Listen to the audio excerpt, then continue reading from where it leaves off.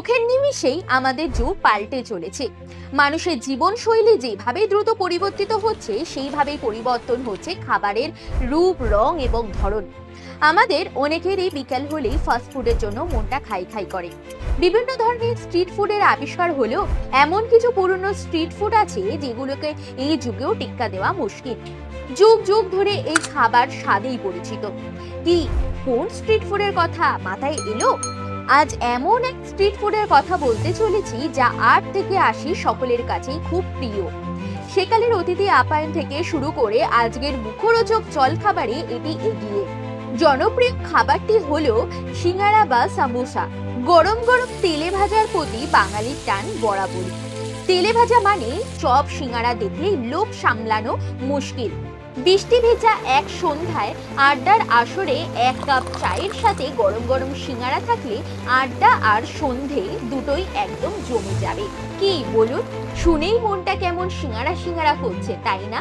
হালকা খাবার হিসেবে সিঙ্গারা সব মানুষের কাছেই বেশ জনপ্রিয়। বাইরে ময়দার ভাজা মোড়ক আর ভেতরে তরকারির পুর। মূলত মশলাদার আলু দিয়েই তৈরি পুর। কিন্তু আজকাল অনেক ধরনের পুরই দেখা যায়, মাংসের পুর, চাউমিনের পুর, বিভিন্ন সবজির পুর, ক্ষীরের পুর, যেটা কিনা মিষ্টি সিঙ্গারা হিসাবে সবার কাছে পরিচিত। যদিও এত কিছুর মাঝেও আলুর পুরের সিঙ্গারাই সবচেয়ে প্রচলিত। সিঙ্গারার কথা শুনেই সবার মনটা এখন সিঙ্গারা সিঙ্গারা করছে, তাই না?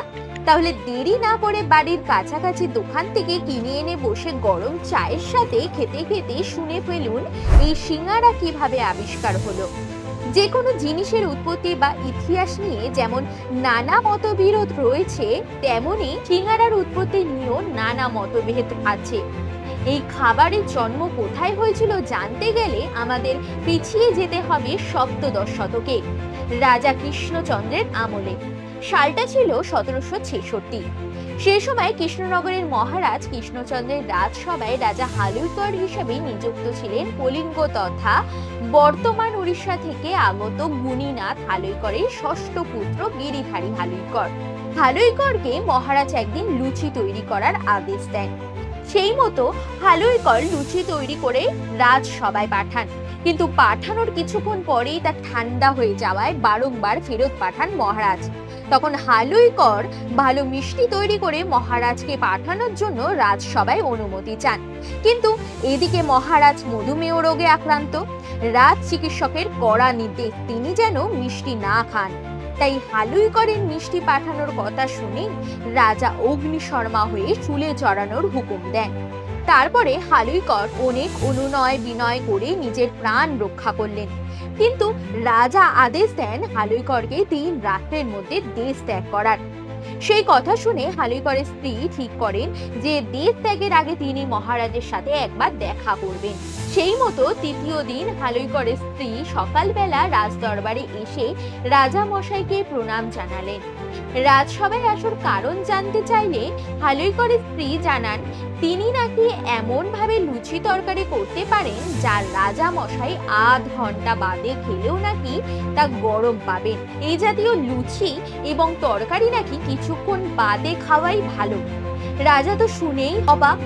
তিনি কিঞ্চিত কৌতূহলী হয়ে হালুইকরের স্ত্রীকে পাঠালেন পাকশালে এবং কড়া নির্দেশ দিলেন যখনই রাজসভা থেকে খবর যাবে তৎক্ষণাৎ পাকশাল থেকে খাবার পৌঁছানো চাই। হালুইকরের স্ত্রী মৃদু হেসে মহারাজকে জানিয়েছিলেন খাদ্যদ্রব্য রাজসভায় তৎক্ষণাৎই পৌঁছাবে, কিন্তু অনুগ্রহ করেই তিনি যেন কিছুক্ষণ অপেক্ষা করে খান, অন্যথায় মহামান্য রাজার জিভ পুড়ে যেতে পারে। সেই কথা শুনে বিস্মিত হয়ে পড়েন মহারাজ এবং সেখান থেকে হালুইকরের স্ত্রী হাসি মুখে পাকশালে চলে যান। রাজপাচক আলুর তরকারি তৈরি করে পাকশালে দাঁড়িয়ে রীতিমতন ভয় কাঁপছেন। হুকুম এলেই ময়দার তাল থেকে লেচি কেটে লুচি তৈরি করে ভাজতে হবে। হালুইকরের স্ত্রী রাজপাচককে লেচি কেটে লুচি বেলে তার মধ্যে তরকারি পুর ভরে দিতে বলেছিলেন। এরপর তিনি ওই পুর ভরা লুচিকে সমভুজাকৃতি ত্রিভুজের আকার দেন। এদিকে রাজাজ্ঞা আসতেই তরকারির পুর ভর্তি 10টি ত্রিভুজাকৃতির লুচি গরম ঘি ভর্তি কড়াইতে ভেজে স্বর্ণ থালায় সাজিয়ে নিজেই চললেন রাজসভায়। মহারাজ এরূপ অদ্ভুত দর্শন খাদ্যবস্তু দেখে তো একেবারে স্তম্ভিত। হালুইকরের স্ত্রী অত্যন্ত বিনীতভাবে জানালেন খাদ্যবস্তুটির নাম সমভুজা।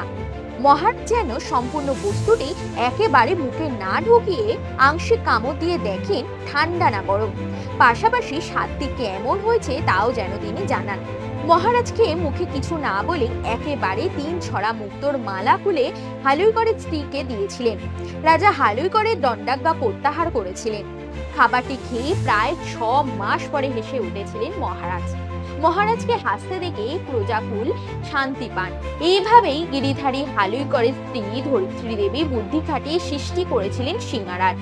পরবর্তীকালে মহারাজ কৃষ্ণচন্দ্রের সভাকবি রামপ্রসাদ প্রতি সন্ধ্যায় 1 থালা সিঙ্গারা নিয়ে খেতে বসতেন। এমনকি সিঙ্গারার সাথে রবার্ট ক্লাইভেরও প্রথম সাক্ষাৎ হয় মহারাজ কৃষ্ণচন্দ্রেরই সৌজন্যে। আবার ঐতিহাসিকদের মতে এর বহু আগেই এশিয়ার মধ্যপ্রাচ্যে ইরানে এই খাবারের জন্ম। বলা হয় ফার্সি শব্দ সমবোসা থেকেই এই সিঙ্গারা শব্দের উৎপত্তি হয়েছে। সেই সময় কাঁচা ময়দার তালে মাংস ঢুকিয়ে সেঁকে খেতেন। পরবর্তীকালে তারা উত্তর পূর্ব উপকূলে এসে বিভিন্ন মশলা সহযোগে তৈরি আলুর তরকারি ময়দার ভেতরে ঢুকিয়ে ঘিয়ে ভাজার পদ্ধতি অবলম্বন করেন। এইভাবেই ভারতে এসে পৌঁছায় এই খাবার। আস্তে আস্তে ভারতের নানা প্রান্তে ছড়াতে থাকে এই খাবারটি এবং সমোসা থেকেই সিঙ্গারা বা সমোসার বিবর্তন হয়। যেভাবে সিঙ্গারার সৃষ্টি হোক না কেন, স্বাদে গন্ধে এর চুরি মেলা ভার। কথায় বলে প্রথমে দর্শনধারী পরে গুণ বিচারী, রূপে গুণে একেবারে বাজিমাত। আজ এই পর্যন্ত। পুরো ভিডিওটি দেখার জন্য ধন্যবাদ। পরবর্তী ভিডিওতে এই ধরনের আরও কিছু নতুন তথ্য নিয়ে হাজির হব আপনাদের সকলের সামনে।